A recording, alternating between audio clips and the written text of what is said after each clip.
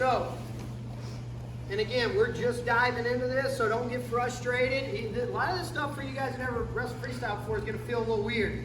All right? A, we're not used to locking our hands on top. B, we're not used to kind of rolling across our back like we are in our gut wrench. One thing I want you to focus on, when I get this lock, that's the most important thing. That's the basis for my turn. If I start with a bad lock or a compromised lock, things are going to go downhill from there. All right? Because the more this guy fights, the more strain I put on my muscles in my arms, it's going to slip a little bit. Okay?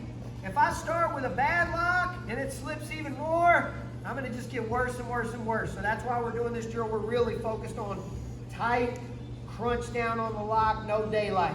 Now, second thing, we're kind of stepping and straddling this leg, but I'm kind of digging under the body with my knee right now.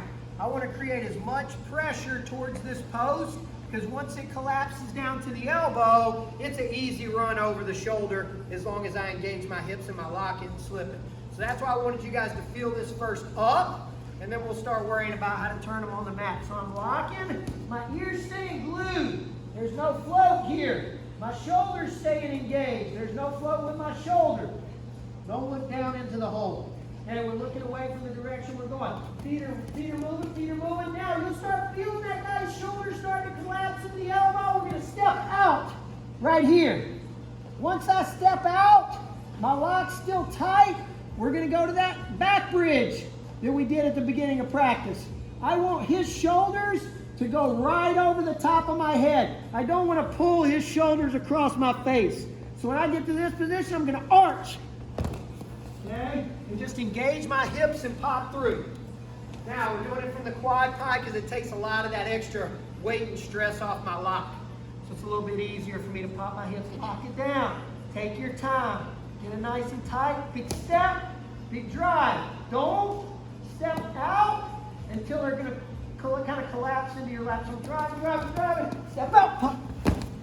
Notice I recover back on top, and I got my lock again. Okay? We can gut wrench them as much as we want.